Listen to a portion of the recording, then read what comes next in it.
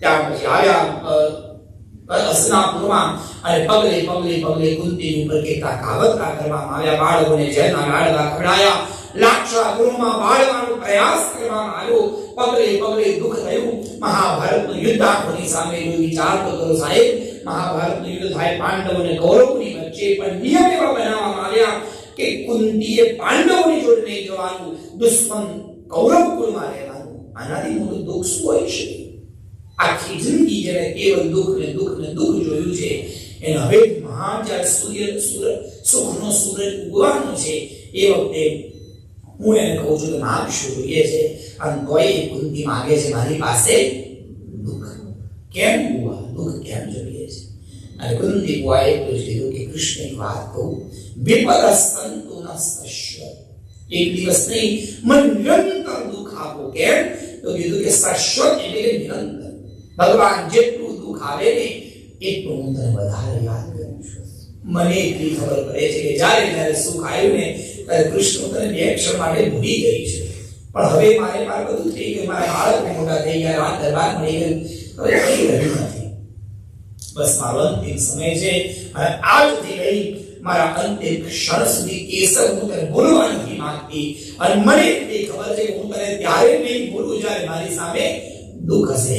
અને કૃષ્ણ ભગવાને બુઆને કુંતીને છાતીયા સાથે ગળ લગાડ્યા. બુઆ ચિંતા ના કરશો, દુઃખની જરૂરત નથી. મારું વરદાન છે તમને, આજથી તમે મને ક્યારેય નહીં ભૂલો. પ્રતિ ક્ષણ કુંતીના મનમાં કેશવ રહેશે, અને કુંતી કેશવને ક્ષણે ક્ષણે યાદ રાખશે. આટલું કહી જતા કુંતી બુઆ હવે જય દ્વારકા ધીશ. હવે જવા દો, 16,100 ઘરવાળી રાહ જોવે છે. 5 વાત પકડ્યો. હવે શું છે કે કઈ માગવાનું ભૂલી ગઈ. બોલો જય શ્રી કૃષ્ણ. ભગવાનને વાહ શું રહી ગયું? એક રાત રોકાઈ જાય, એક રાત રોકાઈ જાય. કે કેમ? અત્યાર સુધી જે થયું થઈ ગયું, પણ આવતીકાલે મારો દીકરો યુધિષ્ઠિર રાજા બનવાનો છે. હું નથી ચાહતી કે મારા બાળકો ભવિષ્યમાં કોઈ ભૂલ કરે. એટલે જરાક સમજાવો એને કેવી જિંદગી જીવવાની અને રાજ્ય કેવી રીતના ચલાવવાનું. કે ભલે પ્રભુ એક રાત રોકાયા, હજી વધારે રાત્રિનો સમય. પાંડવોને બોલાવ્યા, ચાલો બેસો આપણે ચર્ચા કરીએ. હવે સમય બદલાઈ ગયો છે, રાજા બની ગયા છે પાંડવ. યુધિષ્ઠિર ઉચ્ચ ગાદી પર બેઠા, કૃષ્ણ ભગવાન નીચે બેસાડ્યા, પાંડવો ચાર જોડે બેઠા. યુધિષ્ઠિર આમ ગાદીમાં બેઠા બેઠા કે બોલો દ્વારકાધીશ શું કેવું છે? હવે તમે રાજા બની ગયા અને હવે તમે ઊંચી ગાદી પર બેઠા છો. નીચી ગાદી પર બેઠા બેઠા હું કહીશ તોય તમને કઈ સમજમાં પડશે નહીં. તોય લેટ ટ્રાય. ભગવાને ટ્રાય કર્યો, યુદ્ધની રણનીતિ બધી વાતો કરી, પણ અમને બગાસ આવે. એ તો બધી ખબર જ છે, આ તો ભણેલા છીએ અમે ભગવાન. અચ્છા, ભગવાન સમજી ગયા કે આ ઉત્તમ ભાવથી સાંભળે અને ગુરુ ભાવથી સાંભળે તો જ એ જ્ઞાન મળે.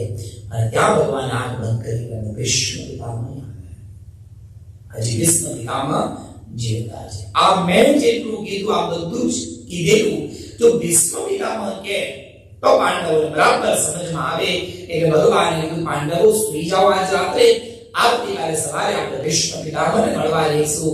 બીજા દિવસની સવાર પડી, સવારનો સૂરજ ઉગ્યો, પાંડવો તૈયાર થયા, દ્રૌપદી અને કુંતી માતા તૈયાર થયા. કુંતી દ્રૌપદી પાંડવોને આપણા દ્વારકાધીશ રણમેદાનમાં ગયા, જ્યાં ભીષ્મ પિતામહ તીરની શૈયા પર સૂતા છે, માથું લટકી ગયું છે, અને બસ કેવલ કૃષ્ણ કૃષ્ણ કૃષ્ણ કૃષ્ણ એ જાપ કરે છે. અને દેખાતું નથી, શરીરમાંથી બધું લોહી નીકળી ગયું છે, શરીર એકદમ ખુશ થઈ ગયું છે. આર પાર તીર નીકળી ગયા છે, તીરની પથારી પર સૂતા છે, માથું લટકે છે, હાથ તીરમાં છે, આજુબાજુમાં પક્ષીઓ ચકરાય છે, દૂર દૂર સુધી કોઈ છે નહીં. અચાનક નજર પડી, ઉડતું આમ લહેરાતું પીળું પીતાંબર દેખાયું. એટલે જાણે આમ મરતા માણસના હૃદયમાં જાન આવે. ભીષ્મ પિતામહને જાણ આવ્યો, આ તો દ્વારકાધીશ પિતાંબર. એકદમ ચમક આવી, આંખ ખોલી, જેની આંખ કરીને જોયું તો ઉત્તમ કાળો ચહેરો, અને એ શામ ચહેરાની ઉપર એકદમ ચમકતું મુકુટ દેખાયું, અને એની પર લહેરાતું મોર પીછ દેખાયું. વાહ દ્વારકાધીશ આવ્યા, આવો આવો પ્રભુ આવો. પણ ભગવાનને ખબર હતી કે જો મને પહેલા જોશે તો આપણું કામ નહીં કરે. પ્રભુ સાઈડમાં ગયા, યુધિષ્ઠિરને આગળ કર્યો. ભીષ્મ પિતામહ અહીંયા આંખો શોધે ગયા ક્યાં પ્રભુ અચાનક આવ્યા. એટલામાં પાંચ પાંડવો નજીક આવ્યા. બરાબર સામે પાંચ પાંડવો ઉભા રહ્યા. બાજુમાં કૃષ્ણ ઉભા છે અને અર્જુનને નજીક મોકલ્યો. કારણ કે અર્જુનને બહુ પ્રેમ કરે છે ભીષ્મ પિતામહ. લટકતું માથું જોયું એટલે અર્જુન બહુ તીર માર્યા તેમને. આ એક તીર તારા છે, તારા સિવાય કોઈનું તીર મારું શરીર નથી અડ્યું. દૃશ્ય પડે છે, પગમાં પડી જાય છે. એક તીર વધારે નહીં મારે, મારું માથું લટકી ગયું છે. એક તીર મારનો શિવ કરી આપ્યું. હજુ એક તીર માર્યું અને માથું સીધું કરી આપ્યું. માથું સીધું થયું એટલે કૃષ્ણની સામે જોયું. કૃષ્ણ કઈક કેવું છે. કૃષ્ણ ભગવાન કીધું વાત છે, હું કહું એ કહો, પછી તમારે કેવું એ કહેજો. બોલો કૃષ્ણ શું કહેવાનું છે. આ પાંચ પાંડવોને થોડું જ્ઞાન આપો. અરે સાહેબ કથા બહુ લાંબી છે પણ સમય ઓછો છે. બોલો જય શ્રી કૃષ્ણ. અરે પછી જે જ્ઞાન નીકળે એને કહેવાય વિષ્ણુ ગીતા, જે મહાભારતમાં આવે. વિષ્ણુ ગીતામાં પાંડવોને સૌથી પહેલા યુધિષ્ઠિરને જ્ઞાન આપ્યું રાજ કેવી રીતના કરવાનું.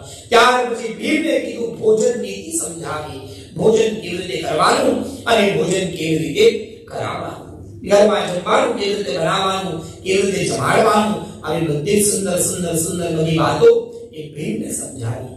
ત્યાર પછી અર્જુનનો વારો આવ્યો એટલે ગદગદ છાતી થઈને ગદગદ છાતીએ કૃષ્ણ પિતામહે કીધું અર્જુન તારે એ ગાદી પર બેસવાનું છે જે ગાદી પર હું બેસતો.